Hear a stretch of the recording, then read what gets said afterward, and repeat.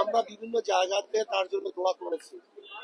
আপনারা নিশ্চয়ই মিডিয়ায় দেখেছেন, আমি মাহফিলগুলিতে সূরা ফাতিহা, সূরা ইখলাস তেলাওয়াত করে তার জন্য দোয়া করছি।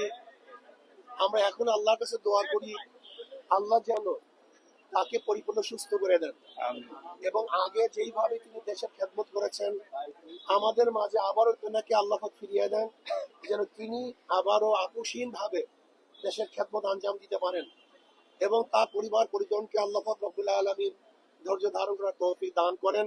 এই দোয়া আমি সবার কাছে চাইবো তার জন্য এবং এই কথাই বলবো যেন তাকে আল্লাহ পাক জলদি জলদি তার সুস্থতা দান করেন এবং পরিপূর্ণ সুস্থ করে আমাদের মাঝে আবারও তাকে ফিরিয়ে দেন। এই দোয়া আল্লাহর কাছে আমরা করতেছি।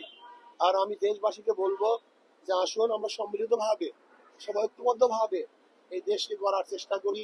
এই দেশে সবাই আমরা থাকবো, কেউ আমাদের শত্রু নই, আমরা কেউ কারো শত্রু নেই, আমরা সবাই সবার বন্ধু। আপোষে মিলেমিশে সমস্ত আদর্শ, সমস্ত নীতি, সমস্ত ধর্মের লোকগুলি একত্রিত হয়ে আমরা যদি দেশকে সাজাতে চেষ্টা করি, একটা সুন্দর দেশ উপহার দেওয়ার চেষ্টা করি, তাহলে আমি বিশ্বাস করি ইনশাআল্লাহ অবশ্যই আমরা সমস্ত রাজনৈতিক দলগুলি আদর্শ এবং নীতি ভিন্ন হওয়া সত্ত্বেও যদি আমরা একত্রিত হয়ে দেশকে উন্নয়নের চেষ্টা করি তাহলে অবশ্যই ইনশাআল্লাহ আমরা দেশকে উন্নয়ন করতে পারবো। আল্লাহ আমাকে এবং আমাদের সবাইকে এই দেশের কল্যাণের জন্য, দেশের ভালোর জন্য সবাইকে একত্রিত হয়ে কাজ করার তৌফিক দান করেন। এবং আমি অনুরোধ করব আমাদের বেগম খালেদা জিয়ার জন্য আমরা আল্লাহর কাছে দোয়া করব। আমি একটু দোয়া করি, আল্লাহুম্মা আমিন।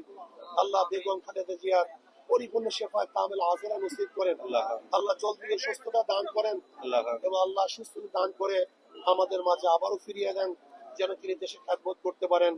রব্বির হামহুমা কামা রাব্বায়ানি সগীরা।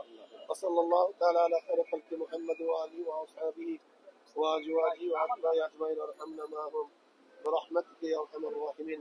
السلام عليكم।